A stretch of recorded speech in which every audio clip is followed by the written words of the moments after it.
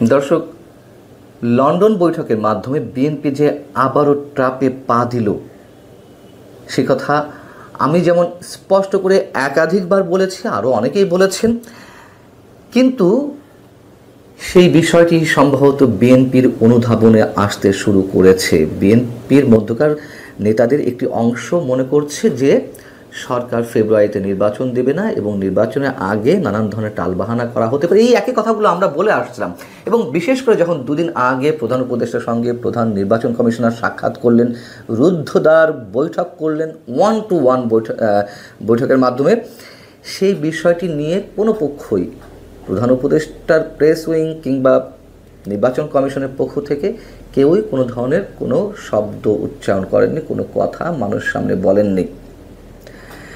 এবং সেখানেই সন্দেহ যে কি আসলে হয়েছে।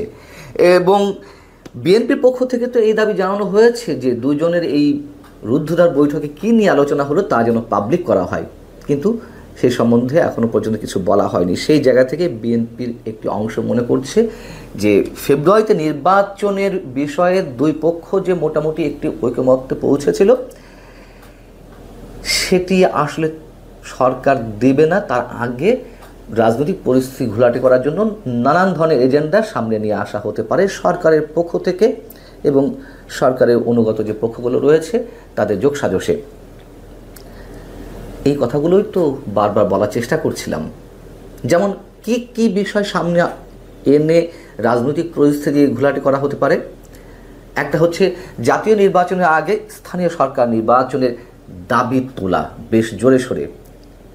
এই বিষয়টি সবসময় বলে আসছে যে সরকারের উপদেষ্টাদের মধ্য থেকে এবং বিশেষ করে এনসিপি, জামাতে ইসলামী, তাদের যে দাবি সেটা জোরালো সহকারে উঠানো হতে পারে। সংখ্যানুপাতিক পদ্ধতিতে নির্বাচন, এই বিষয়টি বিএনপি মানছে না। এনসিপি, জামাতে ইসলামী, ইসলামপন্থী বেশ কয়েকটি দল তারা এই পদ্ধতি নির্বাচন চায়, সেই দাবিটি সামনে আনা হতে পারে। বর্তমান ইসির বাতিলের একটি দাবিতে এনসিপির পর্যায় থেকে রয়েছে, যদিও সব কিছু নাটকের অংশ। ইসির মানে সিইসির পদত্যাগ চাই বা বর্তমান নির্বাচন কমিশনারদেরকে অপসারণ করতে হবে, এই দাবি এনসিপি জানিয়ে আসছে। আবার এই নির্বাচন কমিশনের অধীনে যতগুলো আনুষ্ঠানিকতা চলছে, নিবন্ধনের কাজ বা অন্যান্য ইস্যুতে, সেগুলো আবার এনসিপি তাদের অধীনে করে যাচ্ছে। মানে এত দুর্বল স্ক্রিপ্টের নাটক আমাদের সামনে মঞ্চস্থ হচ্ছে, তারপরেও আমাদের কিছু করার নেই। আর বিএনপি বুঝেও না বোঝার ভাব করছে, রহস্যটা সেখানেই। সে বিষয়ে আসছি। আর কি কি সামনে আনা হতে পারে। রাষ্ট্রপতি অপসারণের দাবি ছিল জাতীয় নাগরিক পার্টি বা বৈষম্যবিরোধী ছাত্র আন্দোলনের নেতাদের পক্ষ থেকে। জাতীয় পার্টিকে নিষিদ্ধ করা একটা দাবি ছিল। তো সেই বিষয়গুলো আবারও জোরালো একটা আওয়াজের জায়গা থেকে বিষয়টি সামনে আনা হতে পারে। রাজনৈতিক ময়দান উত্তপ্ত করা একটা চিন্তাভাবনা অবশ্যই তাদের মধ্যে রয়েছে। এরপরে আরও একটি যে বিষয়, সেটি মানুষের মধ্যে তো একটা আশঙ্কা রয়েছে জুলাই ঘোষণাপত্র নিয়ে। যেহেতু জুলাই সনদ একটা দেয়া হবে, জুলাই চার্টার, সে বিষয়ে সবাই মোটামুটি একমত, কিন্তু জুলাই সনদের মধ্যে জুলাই ঘোষণাপত্র এটি নিয়ে কি করা হবে এবং সরকারের ভেতরকার যারা দায়িত্বশীল পর্যায়ে রয়েছেন তাদের সাথে জাতীয় নাগরিক পার্টির নেতারা বসে একটা ঘোষণাপত্র সম্ভবত তৈরি করেছে। বিএনপি এমনটা আশঙ্কা করছে, যেটিতে বিএনপির একমত হওয়ার কোনো সুযোগ নাও থাকতে পারে, এমনটাই মনে করা হচ্ছে। সেই বিষয়টি সামনে আনা হতে পারে। এবং চট্টগ্রাম বন্দর করিডোর ইস্যু, এগুলো তো এখনও চলমান রয়েছে। এই বিতর্কগুলো সরকার সেখান থেকে সরে আসেনি। সেই বিষয়গুলো সামনে নিয়ে এসে যখন সত্যি রাজনৈতিক দলগুলো, বিশেষ করে বাম সংগঠনগুলো, তারা লং মার্চ করেছে, নিশ্চয়ই তারা এই বিষয়টিতে আপত্তি জানাবে রাজনৈতিক ময়দানে নেমে এসে। সেক্ষেত্রে একটা পরিস্থিতি চরমভাবে ঘোলাটে হতে পারে। এই সব বিষয় নিয়ে একটা তুমুল উত্তেজনার সৃষ্টি করা হতে পারে, যেখান থেকে জাতীয় নির্বাচন অনুষ্ঠানের মতন পরিবেশ নেই, নির্বাচন পিছিয়ে দেওয়া হতে পারে, এমন আশঙ্কা এখন বিএনপির নেতাদের কেউ কেউ মনে করছেন। আমাদের কষ্ট হয়, আমাদের মতো সাধারণ মানুষরা এই কথাগুলো কয়েক মাস ধরে অনবরত বলে আসছে, কিন্তু বিএনপি বুঝতে চাইছে না, অথবা বুঝেও কোনো এক রহস্যের কারণে তারা সরকারের সাথে আপোষ করতে বাধ্য হচ্ছে। কেন বাধ্য হচ্ছে সেই বিষয়টি যেমন প্রশ্নের, বিএনপির জনপ্রিয়তা যে তার বিরুদ্ধে চলে যাচ্ছে ধীরে ধীরে, সেটিও কি বিএনপি বুঝতে পারছে না? এটি আরও গুরুতর প্রশ্ন।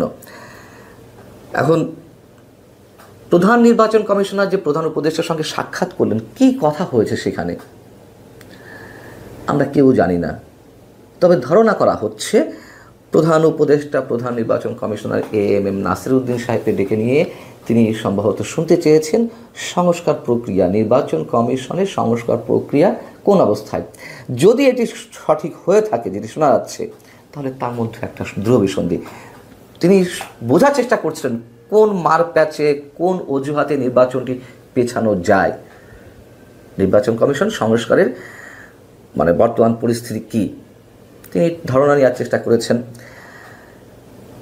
বিএনপিকে বাইপাস করে আগামীতে সব কিছু করা হতে পারে, এটাও পুরনো কথা।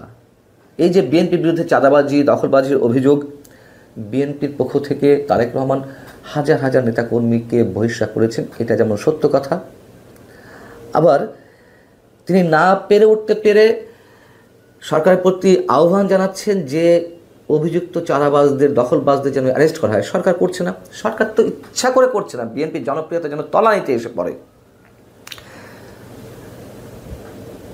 এই বিষয়গুলো আমরা বারবার বলে আসছি এবং বিএনপিকে বাইপাস করে কতটা বেশ সুকৌশলে অন্য দল এক হচ্ছে তার অন্যতম একটি প্রমাণ হচ্ছে একদিন আগে ইসলামী আন্দোলন বাংলাদেশের ব্যানারে যে সমাবেশটি হলো স্থানীয় সরকার নির্বাচনের দাবিতে, সংখ্যানুপাতিক পদ্ধতিতে নির্বাচনের দাবিতে, সেখানে তারা কাদেরকে দাওয়াত দিল হচ্ছে জামাতে ইসলামীকে, এনসিপিকে অর্থাৎ জাতীয় নাগরিক পার্টি, এবি পার্টিকে, গণ অধিকার পরিষদকে, খেলাফত মজলিসের যে দুই ভাগ, সেই দুই ভাগের সবাইকে তারা আমন্ত্রণ জানিয়েছে। সমাবেশটি হয়েছে। অবাক করা বিষয় হচ্ছে এই ইসলামী আন্দোলনের সঙ্গে গত কিছুদিন আগে মির্জা ফখরুল ইসলাম আলমগীর বসেছিলেন এবং বলেছিলেন যে তারা এক হয়ে নির্বাচন করবে বা তাদের একই মানসিকতার পথে হাঁটবে, কিন্তু বিএনপিকে পাশ কাটানো হলো। বিএনপিকে মেসেজগুলো বুঝতে পারছে? কেন বিএনপিকে দাওয়াত দেওয়া হয়নি? বলার চেষ্টা করা হচ্ছে ইসলামী আন্দোলন বাংলাদেশ পক্ষ থেকে যে তারা তো সংখ্যানুপাতিক নির্বাচন চায় না। সমাবেশে আমন্ত্রণ জানাতে কি সমস্যা ছিল? তাদের বক্তব্যটা শুনতেন, আপনারা ওইখানে বলতেন জনতার উদ্দেশ্যে যে বিএনপি এটি বলছে, আমরা বিনয়ের সঙ্গে বলছি যে তাদের সঙ্গে আমরা একমত নই। এখন বিএনপি স্থায়ী কমিটির সদস্য সালাউদ্দিন আহমেদ তিনি যেটি গণমাধ্যমকে বলছেন যে যারা এ ধরনের দাবিগুলো তোলার চেষ্টা করছে তাদের একটা উদ্দেশ্য থাকতে পারে, হয় নির্বাচন বিলম্বিত করা অথবা নির্বাচন না হওয়া। এই বিষয়গুলো আমাদের কাছে মনে হচ্ছে। কেন মনে হবে? এখন আপনারা যখন লন্ডন বৈঠকে একটা সিদ্ধান্তে পৌঁছলেন, তাও তো সেটা চূড়ান্ত নয়। সরকার বলেছিল যাবতীয় প্রস্তুতি সম্পন্ন হলে ফেব্রুয়ারিতে নির্বাচন হতে পারে। কেন ইফ বাট কিন্তুর মধ্যে থাকা হলো? কেন চূড়ান্ত ঘোষণায় আপনারা নিয়ে আসতে পারলেন না প্রধান উপদেষ্টাকে? এইটিতে পারলেই না, বরঞ্চ তার পরপরই সারা দেশে মানুষের কাছে আপনারা মেসেজ দেওয়ার চেষ্টা করলেন সরকার খুব ভালো, সরকার যা করছে আমরা তার সঙ্গে আছি। মির্জা ফখরুল ইসলাম আলমগীর গত কয়েকদিন আগে বললেন যে সরকার যা করছে ভালো করছে, অনেক ভালো কাজ করছে, আমরা আছি। ব্ল্যাঙ্ক চেক দিয়ে দেওয়া হলো। মব ভায়োলেন্সের যে অবস্থা, সেখানেও সরকারকে সেভ করা একটা মানসিকতা বিএনপির মধ্যে দেখা যাচ্ছে। রুহুল কবির রিজভী তিনি বলেন যে সাবেক সিইসি নুরুল হুদাকে যে জুতা পিটা করানো হলো, তার গলায় জুতার মালা পরানো হলো, পুলিশের সামনে এটি করা হলো। পুলিশ কি করছিল? তাহলে নিশ্চয়ই সরকারকে বিপদে ফেলার জন্য এগুলো করা হচ্ছে।